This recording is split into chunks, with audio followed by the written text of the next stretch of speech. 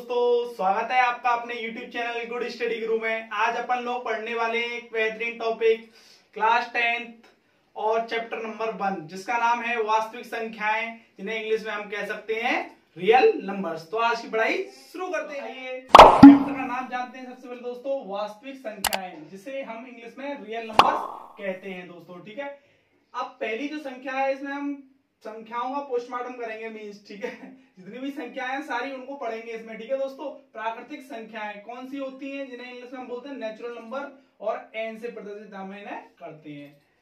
सभी गिनी जाने वाली संख्याओं को प्राकृतिक संख्या कहते हैं।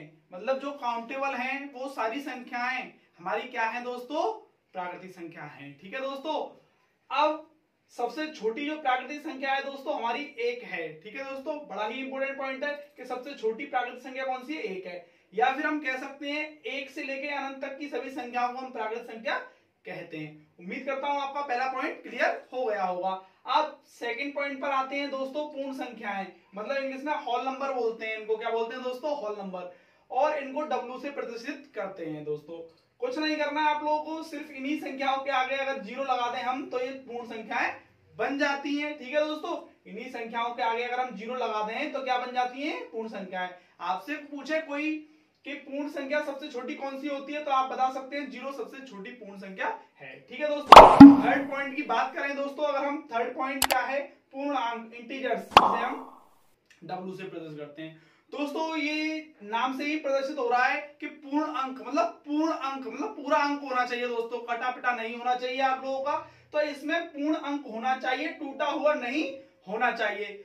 शर्त यही है कि पूर्णांक तब होगा वो जब पूरा अंक होना चाहिए, ऐसा नहीं होना चाहिए 3.5 1.2 दोस्तों, ये आपका पूर्णांक नहीं है। ठीक है, ये भले ही धनात्मक और ऋणात्मक बोले तो पॉजिटिव और नेगेटिव इंटीजर्स हो सकते हैं मगर पॉइंट में नहीं होंगे। ठीक है दोस्तों, जीरो से जो छोटे होते हैं उन्हें माइनस में लिखा जाता है, जीरो से जो बड़े होते हैं उन्हें हम क्या कहते हैं दोस्तों, प्लस में लिखे जाते हैं। तो ये धनात्मक इंटीजर्स हैं, बोले तो धनात्मक पूर्णांक है, और ये ऋणात्मक पूर्णांक है। ठीक है दोस्तों, तीसरा पॉइंट भी आपका क्लियर हो गया होगा। अब बात करते हैं दोस्तों पॉइंट नंबर 4 की। ठीक है, मतलब चौथी संख्या की बात करते हैं, परिमेय संख्या। ये बड़ी इंपॉर्टेंट है दोस्तों, परिमेय संख्या। इसे इंग्लिश में रेशनल नंबर बोलते हैं। परिमेय संख्या क्या होती है दोस्तों, वह संख्या जिनको P/Q के फॉर्म में लिखा जा सके वो हमारी क्या कहलाती है दोस्तों, परिमेय संख्या कहलाती है। या फिर भिन्नात्मक रूप में उनको लिखा जा सके ये कह सकते हैं, या फिर जो संख्या बट्टे में लिखी जाती है उनको हम परिमेय संख्या कहते हैं दोस्तों। शर्त यही है दोस्तों, Q = 0 होना चाहिए दोस्तों, मतलब Q के बराबर 0 नहीं होना चाहिए दोस्तों। ठीक है, तो आप इसमें देखेंगे जिन संख्याओं को हम P/Q के रूप में लिख सकते हैं उन्हें हम क्या कहते हैं दोस्तों, परिमेय संख्या कहते हैं। इंग्लिश में रेशनल नंबर P/Q के फॉर्म में, मगर Q = 0 होना चाहिए दोस्तों। ठीक है दोस्तों, 1/2 3/7 -4/11। तो हम यहाँ पर एक चीज देख रहे हैं दोस्तों कि Q जो नीचे वाला है, ऊपर वाला P है, इसके बराबर 0 नहीं है, याद रहे। ठीक है, ये 0 नहीं है, ये भी 0 नहीं है। ऐसी संख्याएं जो बट्टे में होती हैं वो परिमेय संख्या कहलाती हैं। एक और बहुत अच्छा पॉइंट है दोस्तों, जितने भी प्राकृतिक संख्याएं आपकी पूर्ण संख्या है, पूर्णांक संख्या है, सबकी सब दोस्तों परिमेय संख्या है। कितना अच्छा पॉइंट है ना, प्राकृतिक संख्या, पूर्ण संख्या, ये सबकी सब परिमेय संख्याएं आपकी। जैसे 1, सबके नीचे तो 1 1 होता है ना, 1 होता है तो P/Q फॉर्म बन गया, और P/Q फॉर्म बन गया दोस्तों तो आपका परिमेय संख्या हो गया, सीधा सीधा है। ठीक है दोस्तों, अब यहाँ पे मैंने ये 2-3 बातें लिख दी हैं जो अभी मैंने बताई थी। Q बराबर 0 नहीं होना चाहिए, जितने भी भिन्न वाली संख्या है परिमेय संख्या है, ये बात मैं अभी तुम लोगों को ऊपर बता चुका हूं दोस्तों। इस चैप्टर में हम इनकी हमको बहुत जरूरत पड़ेगी। ठीक है, तो इन संख्याओं को जरूर याद रखें।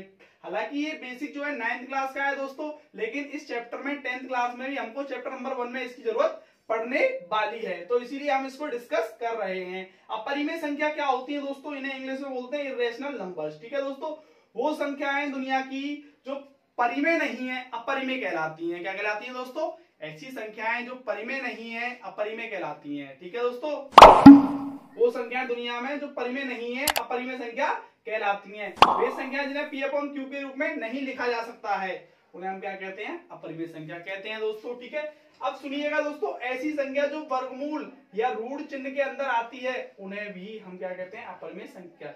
मैंने 3 पहचान बताई है आप लोगों को, तीनों पहचानों को याद रखना। अपरिमेय संख्या की दोस्तों जो रूट में आ जाए, रूट 7 है, रूट 5 है, रूट 3 है, आदि बहुत सारी संख्या है, ठीक है दोस्तों। और पाई भी एक आपका अपरिमेय संख्या है, इरेशनल नंबर है, ठीक है दोस्तों। अब बात करते हैं जो कि चैप्टर का नाम है वास्तविक संख्या, ये सबका बाप है, ठीक है दोस्तों, वास्तविक संख्याएं। अब वास्तविक संख्या क्या होते हैं दोस्तों, इसको हम बड़े ही फनी वे में समझ सकते हैं, जो क्योंकि ये चैप्टर का नाम है तो ये हमारे समझ में जरूर आना चाहिए वास्तविक संख्या क्या होती है। दोस्तों एक ऐसा परिवार जिसमें 2 लोग रहते हों, एक परिमेय और एक अपरिमेय, उन दोनों का समूह क्या कहलाता है दोस्तों, वास्तविक संख्या कहलाती है, ठीक है दोस्तों। लाइक इसको हम ब्लैक होल का भी नाम दे सकते हैं दोस्तों। ब्लैक होल में सारी संख्याएं मतलब सारी चीजें आ जाती हैं, तो वैसे ही मैंने इसको नाम दिया है लाइक ब्लैक होल। क्या नाम दिया है इनको दोस्तों, ब्लैक होल। परिमेय व अपरिमेय संख्या के परिवार को हम वास्तविक संख्या कहते हैं, लाइक ब्लैक होल, ठीक है दोस्तों, क्योंकि इसमें सारी संख्याएं आ जाती हैं दोस्तों, ठीक है, जितनी भी संख्याएं हैं सब इसी में समा जाती हैं हमारी, ठीक है, इसमें सब संख्याएं आती हैं। अब दोस्तों नंबर 6 पे बात करते हैं हम अभाज्य संख्याओं की। किसकी बात करते हैं दोस्तों, अभाज्य संख्याओं की। अभाज्य संख्या कौन सी होती है दोस्तों, जो स्वयं से विभाजित हो और 1 से विभाजित हो, उनको हम अभाज्य संख्याएं कहते हैं दोस्तों। जैसे कि हम बोल सकते हैं 2, 3, 5, 7, 11, 13, 17, ये सभी संख्याएं अभाज्य संख्या हैं दोस्तों, ठीक है। इन्हें हम इंग्लिश में प्राइम नंबर बोलते हैं दोस्तों। क्या बोलते हैं, प्राइम नंबर, ठीक है दोस्तों, क्या बोलते हैं, प्राइम नंबर, ठीक है दोस्तों। अब हम बात करने वाले हैं दोस्तों एक नई संख्या के बारे में, नंबर 7, ठीक है दोस्तों, जिसे इंग्लिश में हम बोलते हैं कंपोजिट नंबर, ठीक है दोस्तों। तो कंपोजिट नंबर कौन से होते हैं, भाज्य संख्याएं कौन सी होती हैं, वे संख्याएं जिनके 2 या 2 से अधिक फैक्टर्स होते हैं दोस्तों, उन्हें हम भाज्य संख्याएं कहते हैं। जैसे कि हम एग्जांपल में अगर समझें दोस्तों, तो क्या एग्जांपल है इसका, मैंने 6 को लिया है, 6 के 2 फैक्टर हैं 2 और 3, ठीक है दोस्तों, 2 गुणनखंड है इसके, ऐसे ही 8 के 2 गुणनखंड है, तो ये हमारी क्या है दोस्तों, भाज्य संख्या है दोनों, ठीक है, 6 और 8। अब बात करते हैं दोस्तों हम सहभाज्य संख्याओं के बारे में, जिन्हें हम को प्राइम नंबर बोलते हैं इंग्लिश में दोस्तों। को प्राइम नंबर कौन से होते हैं दोस्तों, जिनमें कुछ भी कॉमन नहीं होता है, जिनका या फिर ये कहें जिनका HCF 1 होता है, उन्हें हम सहभाज्य संख्याएं कहते हैं। और एक बहुत अच्छी बात बताऊं आपको, इसी की हमको इसमें जरूरत पड़ने वाली है इस चैप्टर में दोस्तों, इस वाले चैप्टर में हमको इसमें जरूरत पड़ने वाली है को प्राइम नंबर्स की, तो इसको ढंग से समझ लेना दोस्तों।